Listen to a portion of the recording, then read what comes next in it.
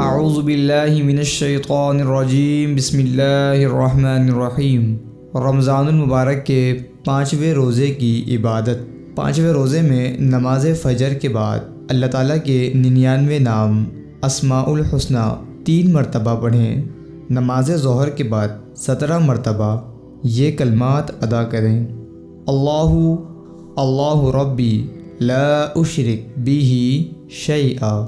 نماز عصر کے بعد 2 مرتبہ سورہ ملک پڑھیں، اور نماز مغرب کے بعد 2 تسبیح یعنی 200 مرتبہ دعائے مغفرت پڑھیں۔